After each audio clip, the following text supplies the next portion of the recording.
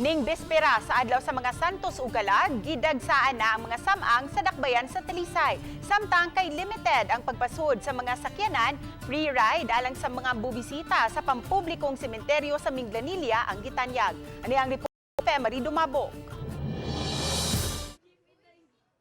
Sa gawa sa mga samang sa tangke ug kansuhong, makita na ang pagdagsa sa mga managkutay.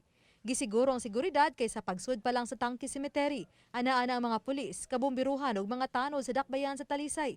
Wao na did sa pagdala sa mga gamit sa pagpanglimpyo gawas lang sa mga kutsilyo ug uban pang hait nga butang sa tangke cemetery. Apa dinhi sa kansuhong, bisan unsa nga mga gamit sa pagpanglimpyo, basta hait ang did-ana. Gisakmit kini pa ni uli ra usab sa pagawas na sa tag-iya. Sa lungsod sa Minglanilla, kay gilimitahan nga makasud ang mga sakyanan ni ay free ride alang sa tanan, gikan sa simbahan, padung dinhi sa mga samang. Ang mga pribado ug pampublikong sementeryo sa Minglanilla ang nausara sa usa ka lugar. Hinungdan nga sa tunga-tunga sa mga sementeryo ni istasyon na ang nagkadiyang ahensya sa gobyerno sama sa kapulisan, BFP ug BJMP ug disaster team.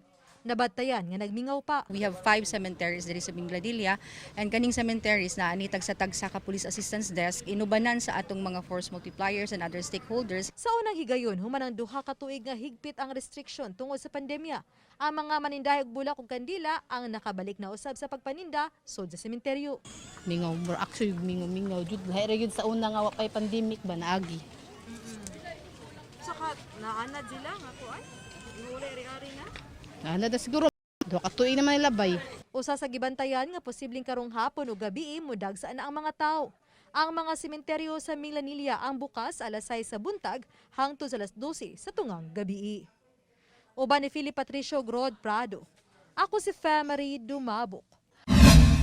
Balitang Bisdak.